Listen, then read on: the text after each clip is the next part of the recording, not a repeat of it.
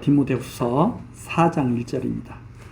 하나님 앞과 산자와 죽은 자를 심판하실 그리스도 예수 앞에서 그의 나타나실 것과 그의 나라를 두고 엄히 명하노니 너는 말씀을 전파하라. 때를 얻든지 못 얻든지 항상 힘쓰라. 범사에 오래 참음과 가르침으로 경책하며 경계하며 권하라. 때가 이르리니 사람이 바른 교훈을 받지 아니하며 귀가 가려워서 자기의 사욕을 쫓을 스승을 많이 두고 또 그 귀를 진리에서 돌이켜 허탄한 이야기를 쫓으리라. 그러나 너는 모든 일에 근신하여 고난을 받으며 전도인의 일을 하며 내 직무를 다하라. 관제와 같이 벌써 내가 부음이 되고 나의 떠날 기약이 가까웠도다. 내가 선한 싸움을 싸우고 나의 달려갈 길을 마치고 믿음을 지켰으니 이제 후로는 나를 위하여 의의 면류관이 예비되었으므로 주 곧 의로우신 재판장이 그날에 내게 주실 것이니 내게만 아니라 주의 나타나심을 사모하는 모든 자에게니라. 8절 말씀까지 읽어드렸습니다. 지금 4장 1절부터 8절까지의 말씀은 사도 바울이 이제 하나님 앞으로 부름을 받기 전에 디모데에게 전도인의 직무를 다하라. 내 뒤를 이어서 너가 이 전도인의 직무를 다 하는 것이 마땅하다 하는 이제 그런 내용으로 권면해 주는 내용입니다. 그러니까 디모데는 하나님께로부터 은사를 받고 말씀을 전한 은사를 받고 지금 교회 지도자로 말씀을 전파하고 있는데 복음을 잘 가르쳐야 되죠. 예수의 좋은 군사로 고난을 받으면서 말씀을 분별하면서 잘 가르쳐야 됩니다. 거짓된 자들을 경계하면서 올바르게 하나님 앞에 나아갈 수 있도록 성도들을 지도해야 되죠. 바울 사도가 그렇게 살아왔습니다. 이제 하나님 앞에 갈 날이 얼마 남지 않았다는 것을 직감하고 있는 바울 사도는 내 뒤를 이어서 너가 이 일을 계속해야 된다고 하는 그런 말씀을 성령의 감동으로 지금 전해주고 있는 거죠. 자, 우선 4장 1절서부터 차근차근 보시면 말씀 전파에 힘쓰고 고난을 받으면서 전도인의 직무에 충실할 것을 권하는 내용입니다. 너는 하나님 앞에서 사는 사람이다. 하나님께서 항상 너를 지켜보고 계신다. 하나님 앞. 그 다음 산자와 죽은 자를 심판하실 그리스도 예수 앞에서, 하나님 앞에서 산다고 하는 것은 그리스도 예수 앞에서 사는 것인데, 그리스도 예수는 어떤 분이시냐? 산자와 죽은 자를 심판하러 다시 오실 분이다. 산자와 죽은 자, 우리 사도신경에 나오죠. 저리로서 산자와 죽은 자를 심판하러 오시리라. 하나님 우편에 앉아 계시다가 저리로서, 거기로부터 산자와 죽은 자를 심판하러 오시리라. 그럼 산자는 누구냐? 바로 예수님께서 알려주셨습니다. 아브라함과 이삭과 야곱의 하나님은 죽은 자의 하나님이 아니라 산자의 하나님이시니라. 산자의 하나님. 육체의 생명이 끝났다고 해서 죽은 자가 아니죠. 진짜 죽은 자는 하나님과의 관계가 완전히 끝장난 사람들, 죽은 자들이죠. 그러나 하나님의 언약의 말씀 가운데서 하나님께서 꼭 붙들고 계신 자, 바로 이스라엘 열조였던 아브라함과 이삭과 야곱이었고, 그 이스라엘 열조의 신령한 자손들인 그리스도 안에 있는 자들이 바로 산자죠. 그래서 사람들은 육체적인 모습만 보고 다 살았다고 착각을 합니다. 지금 이 세상에 살고 있는 사람들이 다 움직이고 있잖아요. 그건 다 살았다고 생각하는 거예요. 근데 사실은 성경에서는 실상은 죽었다고 말을 하죠. 왜? 움직이는 것이, 지금 이렇게 육체적으로 움직이는 것이 산 것이 아니거든요. 결국은 그 사람들은 다 죽어 있는 사람들인 거죠. 그러면 산자는 누구냐? 언약하신 말씀대로 예수 그리스도를 죽은 자 가운데서 살리신 그 하나님께서 살리시기로 약속된 자, 생명을 주시기로 약속된 자들이 산자죠. 그래서 이 세상에 있는 사람들이 다 산자가 아니고 이 세상에 있는 사람들이 산자도 있고 죽은 자도 있습니다. 그걸 누가 심판하시느냐? 다시 오실 그리스도가 심판하신다. 바로 그 내용이죠. 지금 하나님 앞과 산자와 죽은 자를 심판하실 그리스도 예수 앞에서 내가 너에게 하나님의 말씀을 명한다. 전한다. 그의 나타나실 것과 그의 나라를 두고 엄히 명한다. 즉 이게 진짜 나라죠. 하나님께서 다스리시는 이 나라, 그리스도의 나라, 이 나라가 진짜 있는 나라인데 엄히 명한다. 그러니까 실상은 하나님께서 바로 이 나라를 통치하고 계신 거죠. 이 하나님께서는 우리는 이 보이는 것이 전부인지 알잖아요.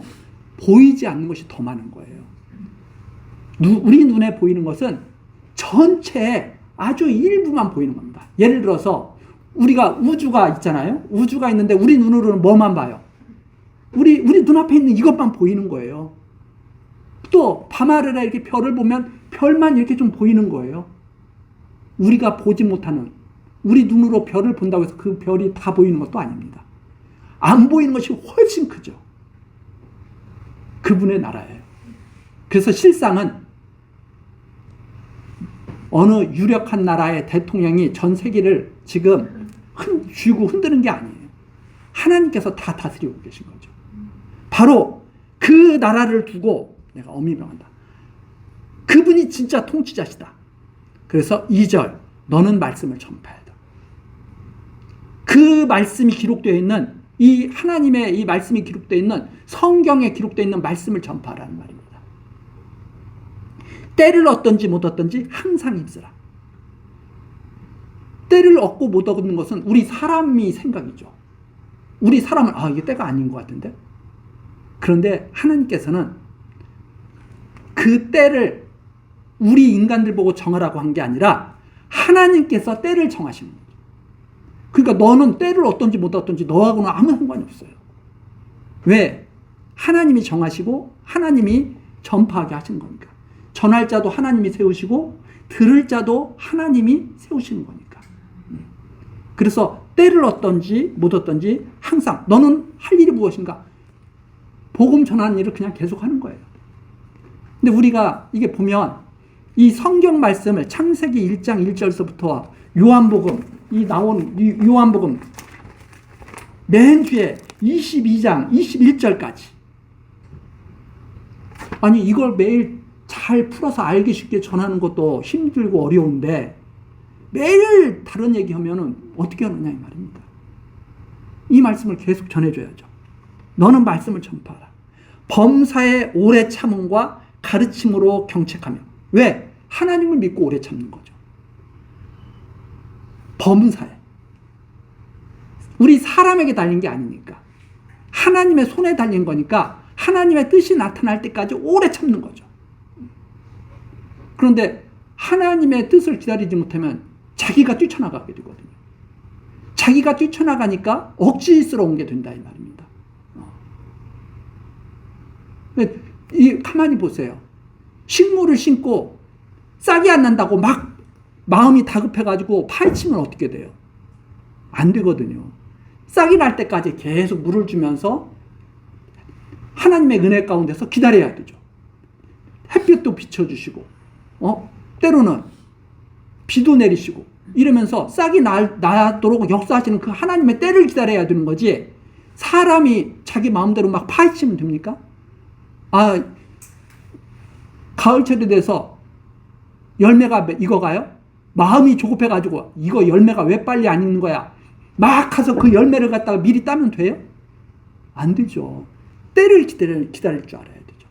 그게 인내입니다. 때를 기다리는 인내. 하나님이 정하신 때를 기다리는 인내. 오래 참음과 가르침으로 항상 경책하고 경계하며 권해야 된다. 하나님의 말씀으로. 때가 이르리니. 이런 때가 오는 것이 확실하다 이 말입니다. 때가 이르리니. 하나님이 이미 예수님께서도 이미 말씀하셨어요. 사람이 바른 교훈을 받지 아니하는 때가 온다. 아무리 하나님의 말씀을 전해도 듣지 않는 때가 오게 돼 있다 이 말입니다. 귀가 가려워서 자기 사욕을 쫓을 스승을 많이 두고 자기 욕심을 이루어주는 그런 가르침을 많이 따르게 된다. 점점 그렇게 될 거예요.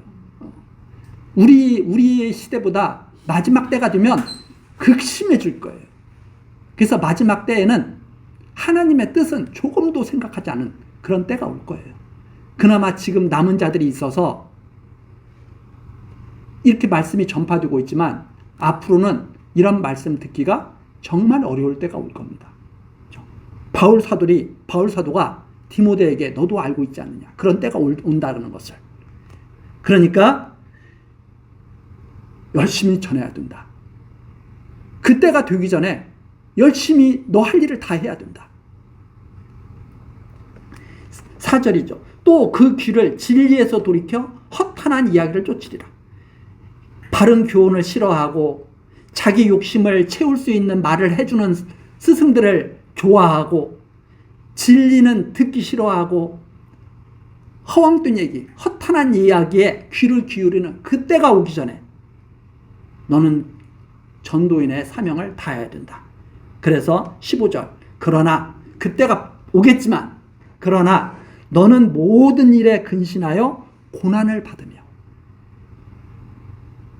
이 고난을 받는다는 것이 그래서 어떤 고난인가 이 말씀을 전하며 이 말씀 안에서 살며 당하는 이 고난을 말하는 거죠.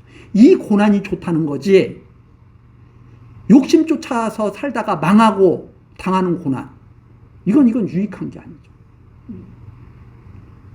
항상 말씀 안에서 살면서 그러다 보면 이 세상과 적응하기가 조금 어렵죠. 이 세상에서. 왜? 다 자기 사욕을 쫓는 사람들이 모여서 있는데 혼자 그걸 싫어하면 누가 좋아하겠어요? 다 자기처럼 그렇게 살기를 원하지. 그래서 저 고난을 받아라. 전도인의 일을 하며 내 직무를 다하라. 이게 너가 해야 할 일이다. 그러니까 디모데는 세상 사람들처럼 살면 안 되는 그런 사람이에요. 이미 하나님께서 그걸 디모데에게 은사로 주신 거예요. 너는 세상 사람들처럼 살지 말고 복음을 전하면서 살아라. 이게 하나님께서 디모데를 사랑하신 방법입니다. 그리고 그러면서 바울 사도가 전해주는 거죠. 나는 하나님 앞에 이제 갈 때가 다 됐어. 하는 내용입니다. 6절 관제와 같이 벌써 내가 부음이 되고 하나님께 이제 제물로 드려지는 거죠. 나의 떠날 기약이 가까웠도다. 그러면 더 간절한 마음이 되지 않습니까? 우리가 이제 얼마 남지 않다. 예를 들어서 부모가 직감적으로 나는 이제 하나님 앞에 갈 날이 얼마 남지 않았다. 그러면 자녀들을 위해서 간절한 마음이 더 생기죠. 내가 떠난 뒤에 저것들이 잘 돼야 될 텐데. 그런 마음이 더 간절해지지 않습니까? 한참 젊었을 때는 아직 한참 남은 것 같으니까 자녀들을 갖다가 함부로 대할 수도 있죠. 이놈의 자식아 하면서 막 등짝을 한 대 때릴 수도 있고. 근데 떠날 때가 되면 다 안타깝죠. 내가 좀 더 잘해줄 걸. 내가 좀 더 사랑할 걸. 내가 좀 더 부드럽게 대할 걸. 이런 마음이 자연스럽게 있듯이 디모데도 바울에게 지금 그런 권면을 듣고 있는 겁니다. 나 이제 하나님 앞에 떠날 기약이 가까웠어. 하나님 곧 나 부르실 것 같아. 그런데 너 내가 떠난 뒤에 힘들겠지. 그러나 고난을 받으면서 전도인의 직무를 다해야 된다. 이게 얼마나 귀하고 아름다운 마음인지 모르죠. 7절입니다. 디모데에게 말해주죠. 내가 선한 싸움을 싸우고 나의 달려갈 길을 마치고 믿음을 지켰으니 나 지금까지 너에게 권면을 준 대로 하나님의 인도하심 따라서 지금까지 내가 살았다. 바울 사도가 그렇게 말하거든요. 내가 원한 것이 아니라 하나님께서 원했기 때문에 내가 사도가 되었다. 그래서 나는 지금까지 이 길을 걸어온 거죠. 디모데가 그렇게 살기를 또한 원하는 겁니다. 그래서 나는 하나님의 사랑 가운데서 선한 싸움을 싸웠고 나의 달려갈 길을 마칠 수 있었고 믿음을 지킬 수 있었다. 이제 후로는 그래서 이제 나한테 남은 것은 주님 앞에 가면 나를 위하여 의의 면류관이 예비되었을 것이다. 주 곧 의로우신 재판장이, 그분은 정말 의로우신 분이기 때문에 당신이 언약하신 말씀대로 다 이루시고 나에게 면류관을 주실 것이다. 의로우신 재판장.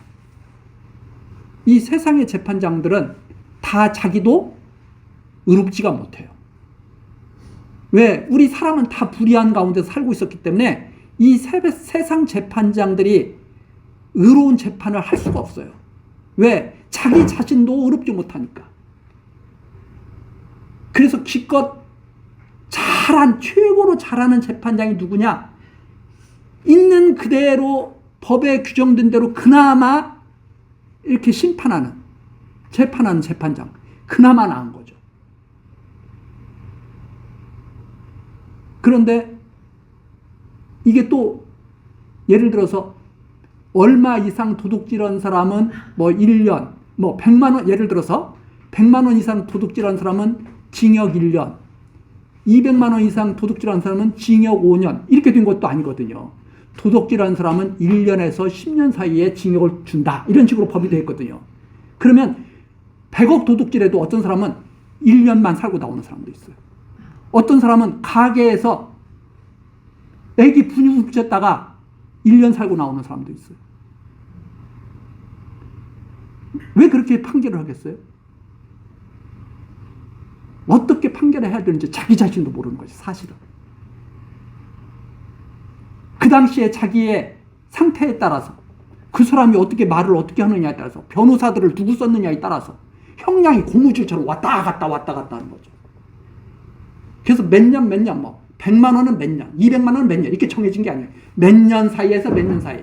재판장한테 미움받으면 최고형, 재판장한테 미움받지 않으면 최저형, 그것도 감형, 이런 식으로 해서. 세상의 재판장들은 그럴지라도 그리스도는 의로우신 재판장이다.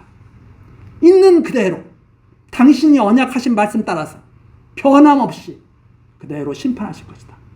그래서 나에게는 의의 면류관이 예비되었다.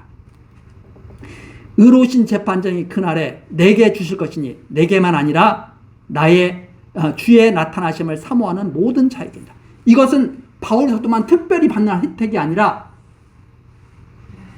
모든 이 바울 사도와 같은 이 길을 가는 모든 사람들에게 똑같이 주시는 것이다, 이 말입니다. 그래서 디모데에게 너도 마지막 때가 되어서 하나님 앞에 올 때가 되면 이런 소망을 가지고 너도 오게 되기를 내가 간절히 원한다. 이런 의미를 가지고 이 8절까지 말씀하신 겁니다. 자, 그래서 이 내용을 바울 사도가 정말 아끼는 디모데에게 마지막 유언과도 같은 그런 귀한 사랑의 권면이라는 것을 생각하면서 우리 다음 시간 4장 9절서부터 또 마지막 절까지 살피도록 그렇게 하시겠습니다. 기도하시겠습니다.